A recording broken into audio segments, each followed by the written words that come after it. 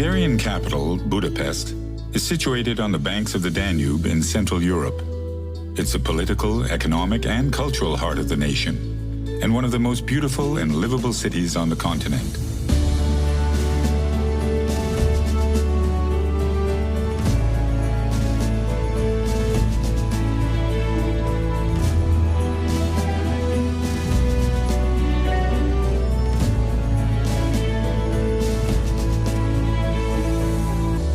For centuries, this has been a tale of two cities. The city of Buda rising from the steep western hills, and Pest stretching away into the flat plains of the east. The Danube kept these two cities apart until 1873, when the first of Budapest's 7 bridges began stitching the two halves into one. This tale of two cities has been one of destruction and renewal too. Just as the Danube's waters have coursed through Budapest, so too have the great tides of European history, often gracefully, but sometimes with ferocious force.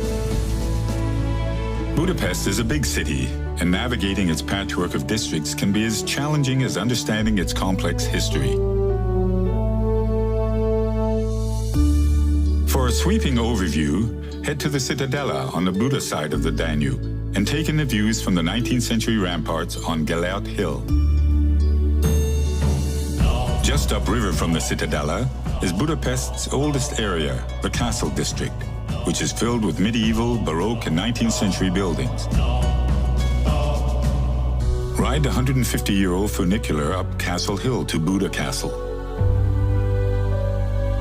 First built in the 13th century, the castle has been home to Hungarian kings, a stronghold for Ottoman armies, and headquarters for an elite German commando unit. Over the last 700 years, the castle complex has been reduced to rubble by wars and rebuilt in peacetime many times over.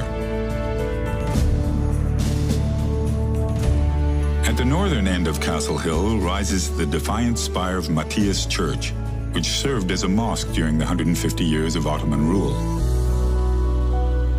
Step from the church and onto the terraces of Fisherman's Bastion, whose 7 towers represent the 7 Magyar tribes who founded the Hungarian nation in the 9th century. In medieval times, fishwives peddled their wares here. Today, the fanciful terraces are yet another great place to catch views across the city. Once you've explored the heights of Castle Hill, stroll across another of Budapest's iconic landmarks to the Pest side of the city. Crossing the Danube wasn't always this easy. For centuries, travelers were at the mercy of the water's moods. In 1820, a young count vowed to create a bridge after winter ice floes prevented him from attending the funeral of his beloved father. 30 years on, the Széchenyi chain bridge was completed. Hailed at the time as one of the world's engineering wonders, the bridge was just one of many achievements which earned István Széchenyi the title of the greatest Hungarian. Once you've crossed the river, follow the riverbank upstream to Hungary's Parliament Building. Lovingly constructed from 40 million bricks, 500,000 precious stones, and 88 pounds of gold, this architectural masterpiece holds the hopes and dreams of the nation. It's also the home of the Hungarian crown jewels, which have been hidden, lost, stolen, and returned many times over. Join a tour to see the crown of Hungary's first king, St. Stephen, which after being kept in America's Fort Knox for safekeeping throughout much of the Cold War, now takes pride of place beneath the Parliament's central dome. The Parliament Building is home to around 100 statues, but none is more cherished than that of former Prime Minister Imre Nagy. In 1956, Nagy enraged the Soviets by announcing his country's withdrawal from the Warsaw Pact, sparking a gallant but doomed uprising which cost him and thousands of Hungarians their lives. Just a short walk downriver from the Parliament Building is a sobering memorial to another of the city's darkest chapters. In 1944, thousands of Budapest citizens, many of them Jews, were executed here by the ruling fascist party. 60 pairs of iron shoes lined up along the riverbank pay tribute to those who were shot and swept into the night by the Danube's currents. Despite the horrors of World War II, today's Budapest has one of the largest Jewish populations in Europe. Lose yourself in the Jewish Quarter, an area undergoing renewal thanks to its colorful cafe and bar scene. Then pay your respects at the Dohány Street Synagogue, the largest Jewish house of worship in Europe. Budapest is home to over 200 museums. The nation's most important, the Hungarian National Museum, lies just to the south of the Jewish Quarter.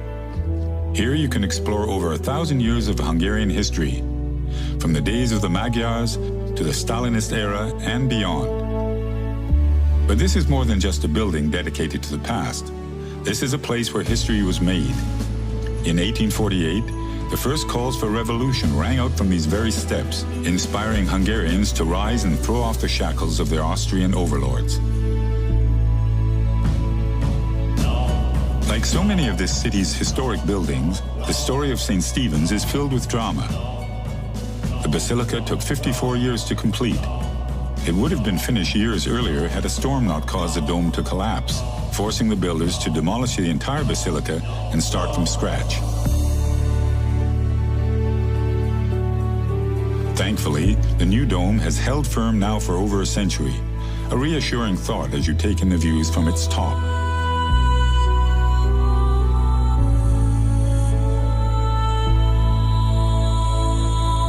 From St. Stephen's, allow yourself to be swept up Andrássy Avenue, a World Heritage listed boulevard lined with exquisite neo-Renaissance architecture and grand cafes.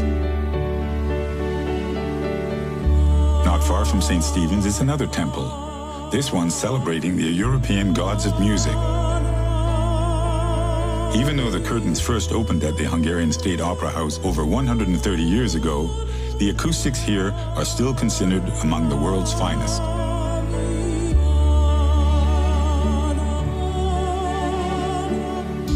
Andrássy Avenue continues to flow to the northeast through Franz Liszt Square, dedicated to the city's most revered musical son, before finally opening out onto Heroes Square. Gaze up at Hungary's 7 founding Magyar chieftains and pause for a few moments at the tomb of the unknown soldier. Heroes Square is a gateway to City Park, which in 1896 was the centerpiece of Hungary's Millennium celebrations. As part of festivities, Buda Castle was created, a temporary attraction made from cardboard and wood, showcasing the evolution of Hungarian architecture. The castle proved so popular that it was later rebuilt in stone, and today houses an agriculture museum, a fascinating tribute to the Hungarian people's close connection with the land.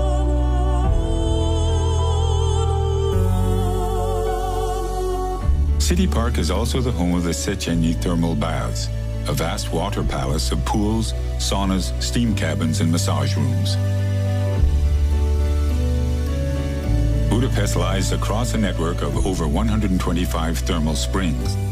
The Romans took advantage of these warm medicinal waters over 2,000 years ago, as did the Turks, who later built lavish bathhouses on the Buda side of the city at Gellért. By the 1930s, Budapest was known throughout the world as a city of spas. For many in Budapest, taking the waters is a weekly ritual. These are the places locals go to rejuvenate their bodies, spirits, and connections with loved ones and friends. Whether it's the sparkling Danube or the thermal springs, there's something truly special in the water here that's helped Budapest absorb some of history's most turbulent passages and re-emerge renewed. So when you're ready to experience moments of reflection, inspiration, and sublime beauty, come to Budapest, one of the world's great cities. You're sure to come away rejuvenated too.